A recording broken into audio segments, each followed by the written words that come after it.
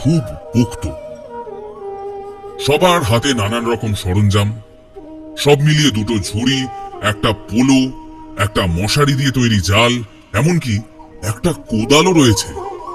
দেখে মনে হচ্ছে যেন দিন দুপুরে ডাকাতের দলের সামনে এসে দাঁড়িয়েছি। মাটির রাস্তা ছেড়ে ঝোপ জঙ্গলের ভিতর দিয়ে আমরা সবাই একটা লাইন করে খালি গলায় গান গাইতে গাইতে চলেছি। বলিও নদী আর দুমুটো চাল ফেলে দে হারিতে, ঠাকুর জামাই এলো বাড়িতে, নদী ঠাকুর জামাই এলো বাড়িতে। আশ্চর্য লাগলো এই দেখে যে সবার পা খালি। আমার পক্ষে কোনোভাবে এর মধ্যে খালি পায়ে হাঁটা সম্ভব নয়। একসময় রবি একটা খাদ মতো জায়গা দেখিয়ে বলল, বলি ও মাস্টার, এই জায়গায় মাছ পাওয়া যাবে? আমি আশ্চর্য হয়ে প্রশ্ন করলাম, এইখানে কি করে মাছ পাওয়া যাবে রে? এ তো ঘাসে ভরা, জল কোথায়? হ্যাঁ, এই নালাতেও মাছ পাওয়া যাবে। কি পাওয়া যাবে জানো? কি? কই, ল্যাটা, তারপর শোল। সত্যি পাওয়াও গেল। এরকম ভাবে এক একটা খালে নেমে বিভিন্ন রকম উপায় বিভিন্ন রকম মাছ ধরে আমরা নদীর পাড়ে এসে যখন বসলাম, তখন প্রায় বেলা 10টা বাজে। আমিও নেমে পড়েছিলাম সবার সাথে। আমাদের সবার গা হাত পা কাঁদায় মাখামাখি। ইস, আজ পাজামাটা না পরে একটা হাফ প্যান্ট পরে আসলেই বোধহয় ভালো হতো। এবার বুঝেছি কেন সবাই খাটো করে গামছা আর লুঙ্গি পরেছে। ঠাকুর মশাই আমাদের সাথে মাছ ধরতে আসেননি। উনি এতক্ষণে সব সাজ সরঞ্জাম হাতে হাতে করে এনে এই জায়গাটাতে জড়ো করে ফেলেছিলেন। রাম গাঙ্গুলি আর নিবারণ ভাদুরী একদিকে বসে মাছ কুটছে আর আবোল তাবোল বকছে। আমরা সবাই একটু গাছের ছায়ায় মাদুর পেতে বসে জিরোচ্ছি। নদীর পাড়ে একটা ঠান্ডা হাওয়া দিচ্ছে।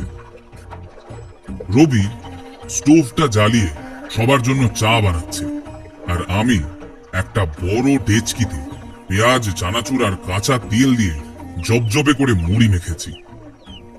নান্টু বলল, ওফ, খাসা জায়গা মশাই। আপনাদের তালদিঘি ছেড়ে আমার আর যেতেই ইচ্ছা করছে না। আচ্ছা, বলছিলাম যে ওই রান্না বান্না শুরু হতে তো এখন দেরি আছে নাকি?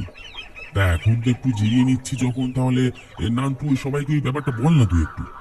ঠিক আছে, এই সময় এক ফাঁকে একটা গল্প হয়েই যাক। তা আমাদের বন্ধু মানে বাপির পিস্তত ভাই লালটু তখনও আমাদের ওখানেই আছে। একদিন আমাদের ওখানকার নদীর পাড়ের ঘাটে বুড়ো বটতলায় আমরা চার মূর্তি গোল হয়ে বসে আছি। আজ বাকি তিনজন আসেনি। গাছের উপরে পাখিরা সব জোরদার সন্ধ্যার আলোচনায় ব্যস্ত। তাদের কিচিরমিচিরে চারদিক প্রাণবন্ত। একাদশীর সন্ধ্যা, চারদিক বেশ অন্ধকার। ওই এক ফালি চাঁদের আলোয় কি আর হবে? আকাশ ভরা তখন প্রচুর তারা। আমাদের দু একজনের হাতে বিড়ির লাল আগুনটা আর মাঝ নদীতে মাছ ধরার চারটি ডিঙি নৌকার ভেতরে হ্যারিকেনের টিমটিম করা হলুদ আলো। নদীর ওপারের বড় গাছগুলোকে এপার থেকে ছোট ছোট ভুতুরে টিলা বলেই মনে হচ্ছে। আমাদের গ্রামের পূব দিকে পিচ ঢালা বড় চওড়া রাস্তা। সেই রাস্তা পার হয়ে মিনিট তিনেক মাটির রাস্তা ধরে ঝোপঝাড়ের মধ্যে দিয়ে পূব দিকে আরো হাঁটলে নদীর ঘাট। অনেকদিন আগেই বাঁধানো ছিল, এখন আর নেই। তাই বিশেষ প্রয়োজনে দিনের বেলা ছাড়া তেমন কেউ আর আসে না। ওই আমরা আর কিছু ছেলে মিলে এসে একটু আধটু বসে গল্প গুজব করি আর কি। নদীর জোয়ার ভাটার তোড়ে আর হরকাবানের জেরে ঘাটের অনেকটাই এখন জলের তলায়। বড় বড় গাছগুলো সেই একই দশা, শুধু একমাত্র বুড়ো বট গাছটা এখনো টিকে আছে। জানি না আর কত বছর থাকবে। বাপ ঠাকুরদার মতো ওরাও একে একে চলে যাচ্ছে। ভাঙনের ফলে বটগাছটার উত্তরে একটা বেশ বড় সড়ো খাড়ি মতন হয়েছে। সেখানে বড় বড় ঘাস বনের ভেতরে ভাটার সময় কয়েকটা মাছ ধরার ডিঙি বাঁধা থাকে। জোয়ারের জল বাড়লে ওই নৌকা করে নদীতে জাল ফেলে মাছ ধরে।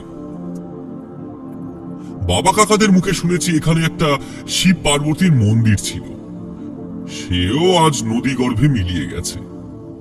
আর বড় রাস্তা ধরে মিনিট 15 দক্ষিণে হাঁটলে নদীর পাড়ে এলাকার শ্মশান।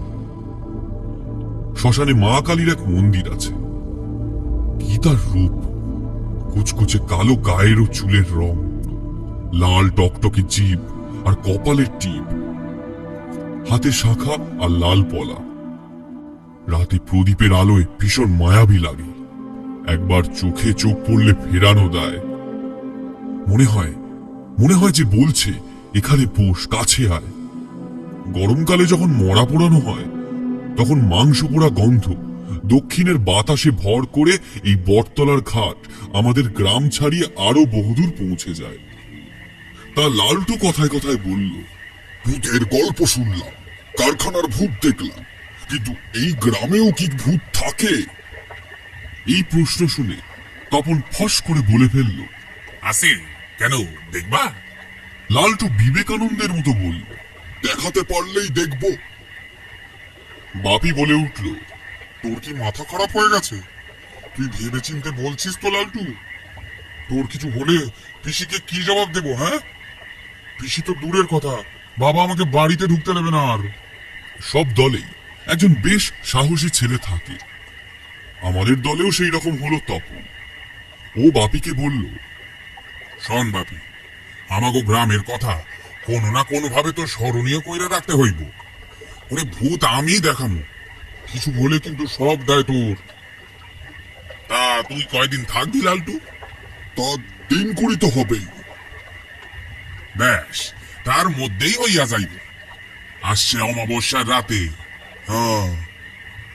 2 দিন কেটে গেল।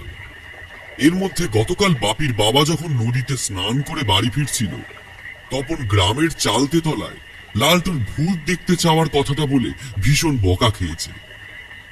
সেটা আমাদের বলেওছে, কিন্তু ওর বক্তব্য হলো, বকা খাইছি তো কি হইছে? কাকুকে জানানো তো হইল, এরপর কিছু হইলে দায় তো সব আমারই দিব। তোরা বাইসা গেলি।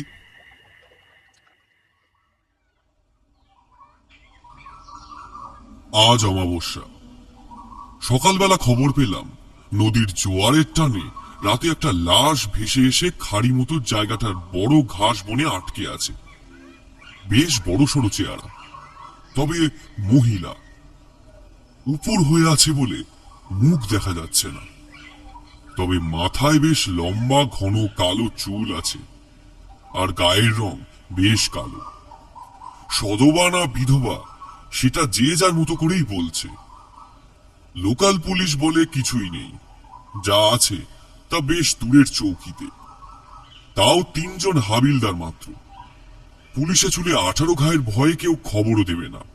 তাই তপন বলল, একটা কিছু গতি না করিলে তো পয়সা ব্যবা গন্ধ ছড়াইব, তখন কি হইব? জানোস, মানুষে হাবি জাবি হকলটাই খায়, আর পচলে দুর্গন্ধও বেশি হয়। টিকা দায় হইব। তা তুই কি করবি? কি আর করুম, দেখি কি করুন যায়। আমি কিছু বুদ্ধি দিলে কি আর তোরা আমার লগে থাকবি? সন্ধ্যা নেমে এলো। সারাদিনে কোনো সুরহা হলো না। জোয়ারের জল বাড়লেও জেলেরা সাহস করে মাছ ধরতে গেল না। আমাদের সন্ধ্যার আড্ডাতে কেউ নদীর পাড়ে গেলাম না। বাপি আর তপন বাদে সবাই আজ প্ল্যাটফর্মে চায়ের দোকানের পাশে বেঞ্চিতে বসে আমরা আড্ডা দিচ্ছি। অবশ্য লালটুকে ডেকে নিয়েছিলাম। এই কদিনেই ও আমাদের সাথে বেশ মিশে গেছে, খুব ভালো ছেলে। 7টার শেষ লোকালটা এসে দাঁড়িয়ে পড়ল। ড্রাইভার সাহেব নেমে এসে গার্ডের সাথে কথা বলে আবার ফিরে গেল। অতক্ষণ দাঁড়িয়ে থাকার ফলে কিছু প্যাসেঞ্জার নেমে চা খেল। ট্রেনটা চলে যাওয়ার পর আমি কার্তিকদাকে আওয়াজ দিলাম, কি গো কার্তিকদা, আজ তো বেশ বোনাস হয়ে গেল, তাই আমাদের আরেক রাউন্ড দিয়ে তারপর বন্ধ করো। আমাদের চা দিয়ে কার্তিকদা দোকানের চার্জার লাইটটা নিভিয়ে দিল। ঝাঁপ বন্ধ করে চলে যাওয়ার আগে বলে গেল, দিনকাল ভালো না, তাড়াতাড়ি তোমরা বাড়ি চলে যেও। চাটা তখনো শেষ হয়নি, বাপি এসে হাজির। প্ল্যাটফর্মের ধার ঘেঁষে দাঁড়িয়ে ট্রেনটা যেদিক থেকে এসেছিল সেদিকে কি যেন দেখছে। মানব বলল, কিরে, তোর শরীর নাকি ভালো না? এলি কেন? সারাদিন শুয়ে থাকতে থাকতে আর কাহাতক ভালো লাগে, তাই চলে এলাম। তবু লালটুটা বাড়ি থাকলে হতো। তা তোর যে আজকে ব্লাড রিপোর্ট আসার কথা, সেটা এসেছে? দেখেছিস কি কিছু? কোনো উত্তর না দিয়ে উল্টো জিজ্ঞাসা করলো। আচ্ছা তপন কোথায় রে? ওকে তো দেখছি না। লালটুকে যে বলেছিল আজ ভূত দেখাবে, তার কি হলো? সে দেখাবে খুন। তুই তো এদিকে এসে বস। অত ধারে দাঁড়িয়ে বারবার ওইদিকে কি দেখছিস রে তুই? না না, আমারও আর তর সইছে না। আমার খুব দেখার ইচ্ছে। আর লালটুও বা শহরে ফিরে গিয়ে কি বলবে? আরে ধুস, সে হবে খুন। তুই এখন এদিকে আয়। এই নে, দু চুমুক চা খা। ব্যাপক বানিয়েছে কিন্তু চা খানা। না, তোরা খা, আমি চললাম। লালটুকে বাড়ি পৌঁছে দিস, হ্যাঁ? ও যেন এদিক ওদিক একলা কোথাও না যায়। আর তোরা তাড়াতাড়ি বাড়ি চলে যা। এই বলে বাপি স্টেশনের দক্ষিণে নামার রাস্তার দিকে রওনা হলো। সবাই কত ডাকাডাকি করলাম, বললাম, দাঁড়া না, এত তাড়াহুড়ো করা কি? আরে কি করছিস? আরে তা আবার হয় নাকি? পৃথিবীতে ডেস্টিনেশন সবার যেমন এক নয়, চলে যাওয়ার সময়টাও এক নয়। এই দার্শনিক মার্কা কথাবার্তা একটু কম বলতো, বরঞ্চ আয় একটু বস। লালটু বলল, তুমিও নাকি ভূত দেখবে? তো রাত না হলে কি ভূত দেখা যাবে? হ্যাঁ হ্যাঁ যাবে। তুই দেখ আর বাড়ি ফিরে বলিস কেমন ভূত দেখেছিস। বাপি দাঁড়ালো না, চলে গেল। আমরা চা শেষ করে বিড়িতে আজকের মতো শেষ সুখ টান দিয়ে রওনা হলাম। ওয়েদারটা হঠাৎ পাল্টে গেল। বেশ ঠান্ডা একটা হাওয়া বইতে আরম্ভ করেছে, সাথে মিষ্টি একটা ফুলের গন্ধ। স্টেশনের থেকে বেশ খানিকটা দক্ষিণে সিগন্যাল পোস্টের কাছে যে কদম ফুলের গাছটা আছে, সেটা এখন ফুলে ভরা। তারই গন্ধ হবে। এক এক করে যে যার বাড়ি চলে গেলাম। রাতের খাওয়া দাওয়া সেরে লাইট নিভিয়ে বারান্দায় বসে আছি। রাত প্রায় 11:30 বাজে। হঠাৎ মানব এসে বলল, এ নান্টু, বাড়ি আছিস? শুয়ে পড়েছিস নাকি রে? না, এই তো বসে আছি। কেন? একটু বাইরে আয় না তুই। বারান্দায় লাইট জ্বালিয়ে এগিয়ে গেলাম। আরে কি হয়েছে বলবি? তপন আর মানুর বাড়ি পাশাপাশি। বলছি, আরে বিকেলে নাকি তপন বাড়ি থেকে বেরিয়েছে, এখনো ফেরেনি। ওর মা এসে বলল, তাই আমি খুঁজতে বেরিয়েছি আর কি। তুই একটু সাইকেলটা নিয়ে চল না আমার সাথে, একবার ওই নদীর ঘাটের দিকে যাই। সেই তপন সকালে বলছিল না যে ওই ভেসে আসা লাশটার কি যেন গতি করবে ও। মাকে বলে সাইকেলটা নিয়ে বেরোলাম। রাস্তায় দেখি লালটু বাড়ির সামনে ঘোরাঘুরি করছে। জিজ্ঞাসা করলাম, এই বাপি কোথায়? ও তো ওর ঘরে গিয়ে দরজা দিয়ে সন্ধ্যাবেলায় শুয়ে পড়েছে। মাইমা বলল ওকে আর ডাকতে হবে না, এই শরীরটা ভালো নেই, থাক ঘুমাক। তুই আজকে বাইরের ঘরটা চৌকিতে শুয়ে পড়, কিন্তু গরম লাগছে দেখে পায়চারি করছি। যা, একটা গেঞ্জি গলি আয়, একটু ঘাটে যাবো তপনকে খুঁজতে। ও একটা গেঞ্জি পরে এসে আমার সাইকেলের পিছনে বসলো।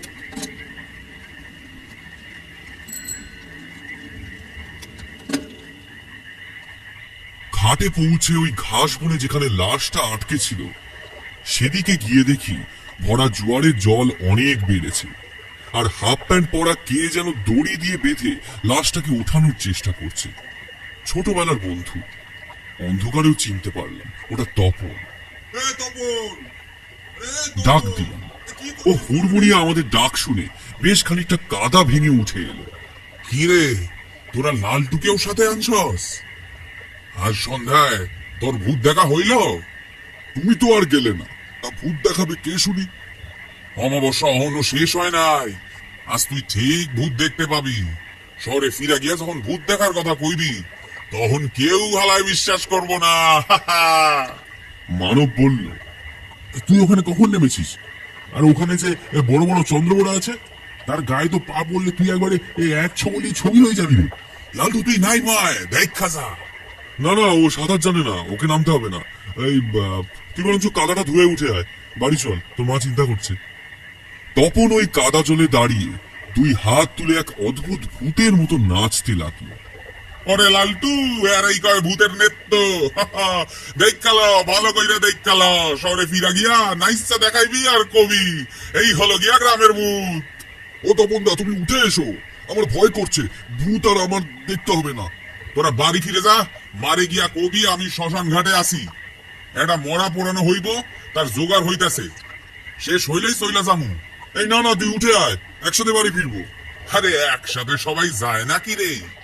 যাওয়ার রাস্তা তো আর একটা নয়, যে যার রাস্তায় চইলা যামু। তোরা অহন যা, ভাটা টান আর খানিক বাদেই শুরু হইব, তখন লাশটার একটা গতি কইরা যামু। আর হ্যাঁ, এইটা কিন্তু সধবার লাশ, হাতে শাখা লাল পলা পড়ে আছে। কি আর করা যাবে? যাকে তপন যখন বলছে, ওকে আর কিছুতেই রাজি করানো যাবে না। রাতও অনেক হয়েছে। এই সাবধানে কিন্তু। আর বলছি যে যত তাড়াতাড়ি পারিস বাড়ি ফিরিস তুই। পরদিন সকাল তখন 6টা হবে। বাবাকে কালকে রাত্রের কথা জানানো হয়নি। বাবা নদীতে স্নান করে ফিরে এসেছে। আমাকে ডেকে তুলে বলল, কিরে নান্টু, এখনো ঘুমোচ্ছিস? শ্মশান ঘাটে নদীর পাড়ে কাদায় নাকি লাশ আটকে আছে। গ্রামে এসব কি হচ্ছে কে জানে। লাফ মেরে উঠে কোন রকমে চোখে মুখে জল দিয়ে সাইকেলটা নিয়ে শ্মশানের দিকে চললাম। যেতে যেতে ভাবছি, তপন লাশটা ভাটার জলে ভাসিয়ে ওই অন্ধকারে অত দূর কেন নিয়ে গেল? ও ঠিকঠাক বাড়ি ফিরেছে তো? 7-5 ভাবতে ভাবতে শ্মশান ঘাটে পৌঁছে দেখি বেশ জটলা। ভিড় ঠেলে এগিয়ে যা দেখলাম, তাতে আমার হাত পা কাঁপতে আরম্ভ করলো। সেই মহিলার দেহটা কাদায় আটকে আছে, চুলগুলো হালকা জলে ভাসছে। হাতের সাথে বাঁধা দড়িটা তপনের ডান হাতে বাঁধা। তপনের দেহটা জলে ভাসছে। তপন এই এক রাত্রিরেই বেশ ফুলে গেছে, সারা শরীরটা নীল হয়ে আছে। কোন রকমে উপরে উঠে মন্দিরের চাতালে বসে মূর্তির দিকে তাকিয়ে আছি। মহিলার সাথে কালীর কিরকম যেন অদ্ভুত মিল। থম মেরে বসে আছি। লোকজনের কথা কানে আসছে। এক রাতে দুটো তরতাজা ছেলে চলে গেল। বুঝছিলাম না ব্যাপারটা। এরই মধ্যে শহরতলির পুলিশ এসে লাশ দুটো নিয়ে গেল। বলে গেল বিকালের দিকে পোস্টমর্টেম রিপোর্ট এসে যাবে। আর কিছু ভালো লাগছিল না। বাড়ি ফিরে শুয়ে পড়লাম। কখন ঘুমিয়ে পড়েছি কে জানে। লালটুর ডাকে ঘুম ভাঙল।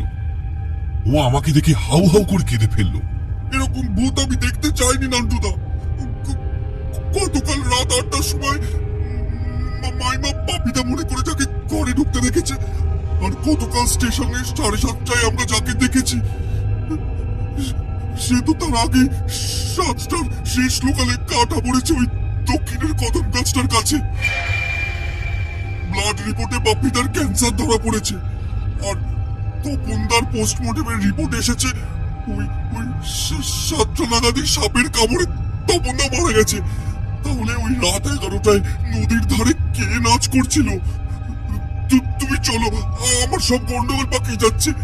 মাইমাকে ধরে রাখা যাচ্ছে না, আর আমি আজই বাড়ি চলে যাচ্ছি। আমি গেলে মা আর বাবা আসবে। সন্ধ্যা 7টার শেষ লোকালে লালটুকে তুলে দিয়ে বললাম, সাবধানে যাস আর ভালো থাকিস। ট্রেনটা চলে গেল। পেছনের লাল বাতিটা জ্বলতে নিভতে মিলিয়ে যাচ্ছে। আমি একা বকুল গাছটার তলায় দাঁড়িয়ে হাউ হাউ করে কেঁদে ফেললাম। মনে পড়ল ওদের দুজনের শেষ কথাগুলো প্রায় একই। সবার যাত্রাপথ এক নয়। আমরা 3 জন রয়ে গেলাম। বিমল, কানু, তপন আর বাপি চলে গেল।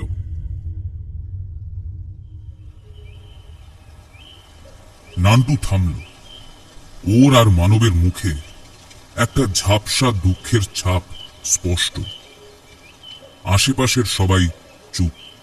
খালি মুন্ডেশ্বরীর বুক থেকে একটা মিষ্টি হাওয়া এসে বোধহয় ওদের মন শান্ত করার একটু চেষ্টা করছে। মাথার উপরে গাছের পাতাগুলো সেই হাওয়ায় সরসর করে নড়ছে।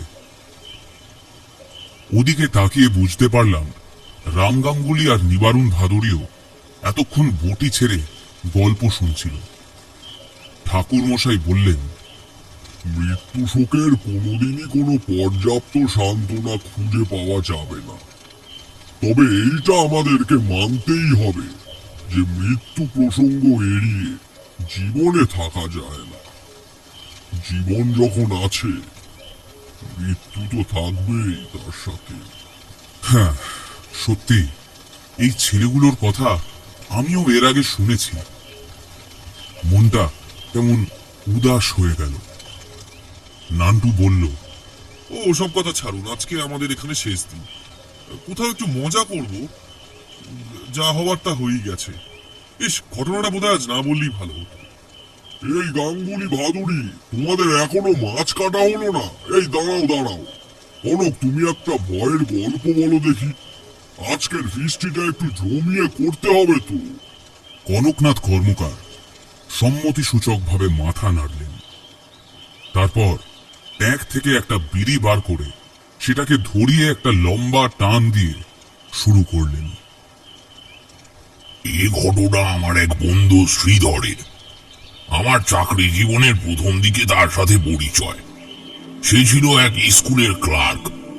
তা একবার সে আকন্দপুর বলে এক গ্রামে শোনা এক অদ্ভুত কথা আমায় বলেছিল। সে তখন ওই জায়গায় বদলি হয়ে গেছে। খুব অল্প দিনের মধ্যেই আকন্দপুর গ্রামটার সাথে একটা আত্মিক সম্পর্ক তৈরি হয়েছে শ্রীধরের। এই গ্রামের মানুষগুলো সরলতা ও ভুবন মোড়ানো ব্যবহার মূলত তার কারণ। শ্রীধরকে তারা যেন নিজের ঘরের ছেলে বানিয়ে ফেলেছে। এখানে আসার পর থেকে ঠিক কতদিন সে হাত পুড়িয়ে রান্না করেছে সেটা হাতে গুনে বলার প্রয়োজন পড়ে না। কিন্তু যে মানুষটার সাথে তার ভালোবাসার টান সব থেকে বেশি নিবিড়, সেটা হলো ত্রিলোচন ভট্টাচার্য। গ্রামের কৃষ্ণচূড়া বাগানের পাশ দিয়ে যে সরু লাল মাটির রাস্তাটা রাধা গোবিন্দের মন্দিরে মিশেছে, সেই মন্দিরে পুরোহিত তিনি। গ্রামের সকলে ওনাকে ঠাকুর মশাই বলে সম্বোধন করলেও শ্রীধর ওনাকে বাবা ঠাকুর বলেই ডাকে। কারণ সেই বৃদ্ধ মানুষটাকে দেখলে তার নিজের ঠাকুরদার কথা মনে পড়ে। ত্রিলোচন চক্রবর্তীও তাকে নিজের নাতির থেকে কম কিছু মনে করে না। নিজের যে কোনো আবদারের প্রশ্রয় পায় শ্রীধর ওনার কাছে। নিয়ম করে সে রোজ যায় রাধা গোবিন্দের মন্দিরে সন্ধ্যা আরতি দেখতে। আজ সকাল থেকেই আকাশটা যেন মুখ বার করে আছে। কখন যে তার মান ভাঙবে কিছুই বলা যায় না। তবুও রাধা গোবিন্দের মন্দিরে যাওয়ার লোভটা কিছুতেই এড়ানো যায় না। যা হবে দেখা যাবে, এমন একটা মনের ভাব নিয়ে রওনা দিল শ্রীধর মন্দিরের দিকে। প্রতিদিনের মতোই আরতি, বাবা ঠাকুরের গলার ভক্তিগীতি, প্রসাদ গ্রহণ সবকিছুর পালা শেষ করে সবে মাত্র বাড়ি ফেরার জন্য মনস্থির করেছে, অমনি শুরু হলো মুষলধারে বৃষ্টি। ত্রিলোচন সস্নেহে বললেন,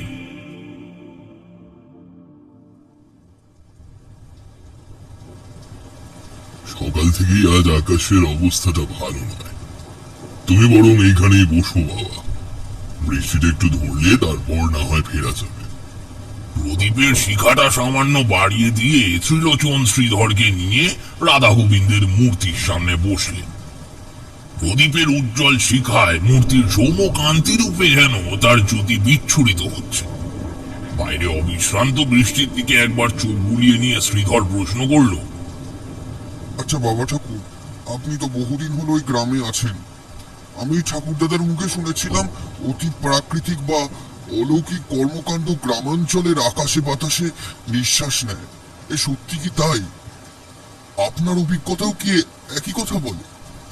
শ্রীধরের এই ধরনের প্রশ্নে খানিক হেসে ত্রিলোচন উত্তর দিলেন, একেবারে যে নেই সেটা বলবো না, তবে সেটা খুবই সামান্য। আমাদের মতো পৈতেধারী ব্রাহ্মণদের ভূত পিশাচেরা একটু এড়িয়েই চলে। আচ্ছা, হঠাৎ এই প্রশ্ন করার কারণটা জানতে পারি? না, ভাবছিলাম এই ঝড় বৃষ্টি রাতে বাড়ি ফেরা যখন এই মুহূর্তে সম্ভব নয়, তখন আপনার মুখ থেকে যদি কিছু শুনে সময়টা কাটানো যায়, এই আর কি। ও আচ্ছা, তাই বলো। নাতি বলে যখন মেনেছি তখন এতটুকু আবদার তো আমাকে রাখতেই হবে। ত্রিলোচন বাইরে বৃষ্টির দিকে তাকিয়ে কিছুক্ষণ কি যেন ভাবলেন। তারপর ধীরে ধীরে বলতে শুরু করলেন, ঘটনাটা যদিও আমার জীবনের নয়, তুমি কতদূর বিশ্বাস করবে তাও জানি না, কিন্তু এই মুহূর্তে তুমি, আমি আর এ মন্দির যতখানি সত্যি, কথাটিও ততখানি সত্যি। বলেই রাধা গোবিন্দের যুগল মূর্তির দিকে তাকিয়ে নিজের দুহাত একবার কপালে ঠেকালেন ত্রিলোচন। তারপর আবার বলতে শুরু করলেন।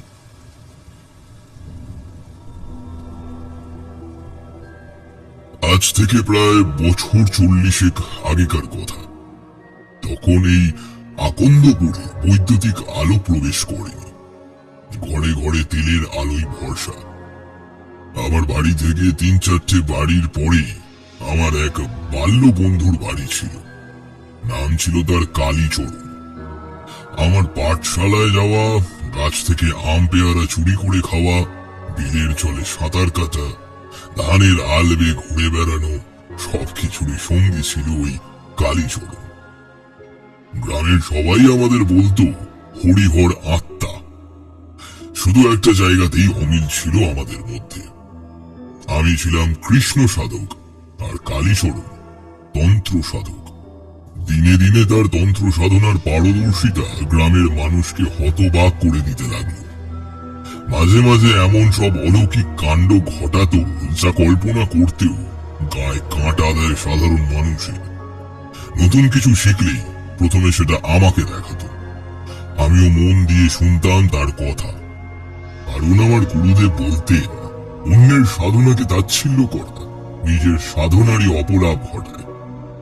একদিন সকালবেলা আমি স্নান সেরে পুজোয় বসবো, এমন সময় কালীচরণ এসে উপস্থিত। সেদিন ভাদ্র মাসের অমাবস্যা। কালীচরণ আমাকে সেদিন রাতে তার বাড়িতে যাওয়ার জন্য আমন্ত্রণ জানায়। রাতের খাওয়া দাওয়া সেখানেই হবে। সে নাকি একটা কিছু দেখাতে চায় আমাকে। আমি তাকে যাওয়ার প্রতিশ্রুতি দিতেই সে বাড়ি ফিরে যায়। আমিও সন্ধ্যের পর গিয়ে উপস্থিত হই কালীচরণের বাড়িতে। সেখানে যাওয়ার পর চা তেলে ভাজা খেতে খেতে দুই বন্ধু মিলে নানান রকম গল্প ছুড়েছি। কালীচরণ তখন অবিবাহিত। ঘরে তার বিধবা মা ছিলেন। রাত ক্রমশ বাড়ছে দেখে আমি কালীচরণকে আমাকে আজ এখানে ডাকার কারণটা মনে করিয়ে দিলাম। সে আমাকে বলল, যা দেখাবে সেটা রাত 12টার পর, এখন নয়। দেখতে দেখতে 12টা বাজলো। কালীচরণ আমাকে দাওয়ায় বসিয়ে রান্নাঘর থেকে কতগুলো কাঁচা মাছ নিয়ে এসে ঢেলে দিল উঠোনের বেড়ার গা ঘেঁষে। তারপর আমার পাশে বসে কিসের জন্য যে অপেক্ষা করতে লাগলো সেটা আমি প্রথমে কিছুই বুঝতে পারিনি। জিজ্ঞেস করতে গেলে হাতের তর্জনী ঠোঁটে ঠেকিয়ে চুপ করতে বলল। এইভাবে কতক্ষণ বসেছিলাম জানি না। হঠাৎ একটা আওয়াজ কানে এলো। ঠিক যেন কোনো জন্তু রাগে খুঁজছে। আমি চারদিকে যখন আওয়াজের উৎসটা খুঁজে বেড়াচ্ছি, সেই সময় কালীচরণ বেড়ার গায়ে ফেলে রাখা মাছগুলোর দিকে হাতের ইশারা করল। আমি তার সেই ইশারাকে অনুসরণ করে দৃষ্টি নিক্ষেপ করলাম এবং তাতে যা দেখলাম সেটার জন্য আমার মন বা মস্তিষ্ক কোনটাই প্রস্তুত ছিল না। আমি দেখলাম সেই অমাবস্যার নিকষ কালো অন্ধকার থেকেও কালো একটা কুকুর কালীচরণের উঠোনের কোনায় ফেলে রাখা সেই কাঁচা মাছের টুকরোগুলোর সামনে দাঁড়িয়ে আছে। কালীচরণ আদেশ করতেই সমস্ত মাছের টুকরোগুলো খেয়ে যেভাবে এসেছিল আবার যেন সেইভাবেই মিলিয়ে গেল জন্তুটা। কালীচরণ এইসবে অভ্যস্ত হলেও আমি একেবারেই ছিলাম না। এতদিন তার অনেক অলৌকিক ক্ষমতা নিজের চোখে দেখলেও সেদিনেরটা ছিল একেবারে আলাদা। আমি কাঁপা কাঁপা গলায় কালীচরণকে জিজ্ঞেস করলাম, ওই ওটা কি ছিল রে কালী? কালীচরণ একটা প্রশান্তির হাসি হেসে আমাকে উত্তর দিল, তুই কি ভয় পেলি নাকি? ওটা আমার পোষা জীব, তোর কোনো ভয় নেই। আমি সেদিন রাতে কালীচরণকে অনেক বুঝিয়েও ব্যর্থ হয়েছিলাম এইসব ভয়ানক কাণ্ড থেকে বিরত রাখতে। কিন্তু সেদিন যদি কালীচরণ আমার কথা শুনত তাহলে হয়তো এমন ভয়ানক পরিণতি তার হতো না। এতদূর বলেই ত্রিলোচন তার জলের ঘটি থেকে কিছুটা জল গলায় ঢাললেন। তারপর একটা দীর্ঘশ্বাস ফেলে আবার বলতে শুরু করলেন। সেই দিনের সেই ঘটনার পর থেকে আমার আর কালীচরণের মধ্যে একটা অদৃশ্য ব্যবধান তৈরি হলো। ক্রমশ পাল্টে যেতে শুরু করলো সে। ক্ষমতার অহংকারে তার সাধনার আরাধ্যা দেবী জগৎ মাতাকে উপেক্ষা করতে শুরু করেছিল মূর্খটা। কথায় বলে অহংকারী পতনের মূল। কালীচরণেরও তাই হয়েছিল। কালীচরণের বাড়িতে দুটো গরু ছিল। তার মা সেই দুধ গ্রামে বিক্রি করতেন। ততদিনে কালীচরণ তার সেই পোষা জিনটিকে বাড়িতেই রাখতে শুরু করেছে। সে এবং তার মা নিজেদের সংসারের নানা কাজকর্ম করাতেন সেই জিনের মাধ্যমে। কালীচরণের মা তখন শয্যাশায়ী। গ্রামের কবিরাজও জবাব দিয়ে দিয়েছেন। তার নিজের তন্ত্রবিদ্যাও কোনো কাজে আসেনি। তখন বিছানাতেই বাহ্যক্রিয়া সারতেন তার বৃদ্ধ মা। কালীচরণ দিনান্তে একবার সেগুলো পুকুর ঘাটে গিয়ে ধুয়ে আসত। মায়ের সেবা সে কখনো অন্য কাউকে দিয়ে করাতো না। এটা তার চরিত্রের একটা মহৎ গুণ। সেদিন বোধ করি কালীচরণের শরীরটাও খুব একটা ভালো ছিল না। মাকে হারাবার আতঙ্কে কুঁকড়ে যাচ্ছিল ভেতর থেকে। আমি সেদিন গিয়েছিলাম তার মাকে দেখতে। অনেকদিন পর আমাকে দেখে বেশ খুশি হয়েছিল কালী। আমার সাথে সময় কাটাবে বলেই হয়তো সেদিন মায়ের সমস্ত ময়লা জামা কাপড় ধোয়ার জন্য কেতুকে পাঠিয়েছিল পুকুর ঘাটে। সে নিজের পোষা জিনটার নাম রেখেছিল কেতু। আমার সামনেই সে কেতুকে আদেশ দিয়েছিল, যা তো কেতু, মাকে পুকুর থেকে ভালো মতো কেচে ধুয়ে পরিষ্কার করে রোদে শুকোতে দিয়ে আয়। কালীচরণ তার কথার মধ্যে মায়ের কাপড় কাচার বদলে যে মাকে ধুয়ে পরিষ্কার করার কথা বলেছিল সেটা আমিও খেয়াল করেছিলাম। নানা দুশ্চিন্তায় মানুষ অনেক সময় এরকম ভুলভাল কথা বলে থাকে। মনে করে ব্যাপারটা আমি সেরকম কোনো গুরুত্ব দিইনি। কিছুক্ষণ পরে আমি কালীচরণের বাড়ি থেকে ফিরে আসি। খবরটা যখন আমার কানে আসে তখন বিকেল গড়িয়ে সূর্য পশ্চিম আকাশে ঢলতে শুরু করেছে। সেদিন দুপুরবেলা কালীচরণ মায়ের জন্য ভাত নিয়ে গিয়ে দেখে ঘরে তার মা নেই। কালীচরণ দুশ্চিন্তারত অবস্থায় মাকে বাড়ির বিভিন্ন জায়গায় খুঁজতে থাকে, কারণ তখন তার মায়ের চলাফেরার ক্ষমতা একেবারেই ছিল না। এমন সময় তার নজর পড়ে উঠোনের বেড়াটার দিকে এবং সে দেখে একটা ফিনফিনে সাদা চামড়া রোদে শুকোতে দেওয়া আছে সেখানে। আর তার একদিক থেকে ঝুলছে এক গোছা সাদা চুল। তান্ত্রিক কালীচরণের পক্ষে সম্পূর্ণ ব্যাপারটা অনুমান করা এমন কোনো কঠিন ব্যাপার ছিল না। মায়ের ওই মর্মান্তিক মৃত্যুর জন্য সে নিজেকেই দোষী মনে করত এবং তার সমস্ত রাগ গিয়ে পড়েছিল ওই পোষা জিনটির ওপর। তারপর থেকে জিনটির ওপর চরম অবহেলা করতে শুরু করে কালীচরণ। আমি কালীর মুখেই একবার শুনেছিলাম যে চীনেদের ঠিক মতো নিয়ম মেনে পালন না করলে তাদের ঘোর কাটতে খুব বেশি সময় লাগে না। আর প্রকৃতির নিয়ম মেনে জিন মুক্ত হয় তার মালিকের কবল থেকে, এবং সেই স্থান পরিত্যাগ করার আগে অনেক সময় বন্দি দশায় তার প্রতি হওয়া অন্যায়ের প্রতিশোধ নিতেও সে ছাড়ে না। এক্ষেত্রে ঠিক তাই হয়েছিল। অর্থ এবং ক্ষমতার অহংকারে কালীচরণ তার পোষ্য জিনটিকে দিয়ে এমন অনেক কাজ করাতো যার দৃষ্টান্ত মানবিকতার ইতিহাসে বিরল। কিছুদিনের মধ্যে কালীচরণের কোপলানো রক্তাক্ত শরীরটা পাওয়া যায় তারই বাড়ির উঠোন থেকে। তাই হয়তো কথায় বলে শব্দই ব্রহ্ম। আমাদের মুখ থেকে বেরিয়ে আসা কথাই এই বিশ্ব সংসারের সৃষ্টি ও ধ্বংসের কারণ। কথা শেষ করে ত্রিলোচন ধুতির কৌটোটা দিয়ে চোখের কোণাটা একবার মুছলেন। বাইরে বৃষ্টিটাও ততক্ষণে ধরে এসেছে। রাধা মাধবের মূর্তিতে প্রণাম জানিয়ে ত্রিলোচন আর শ্রীধর যাত্রা শুরু করলো তাদের বাড়ির উদ্দেশ্যে। আজও কি গ্রামের বাতাসে কোথাও আছে কালীচরণের অস্তিত্ব? ত্রিলোচনের অশ্রুসিক্ত স্মৃতিচারণের কি তিনিও নীরব সাক্ষী? সাক্ষী হয়ে রইলেন। কর্মকার মশাই গল্প শেষ করলেন। এই ফিস্টির পরিবেশেও মনটা কিছুটা ভারাক্রান্ত হয়ে পড়ছে। আজ আমার দুই বন্ধুর এই তালদিঘিতে শেষ দিন। কাল ভোরেই নান্টু আর মানব বেরিয়ে যাবে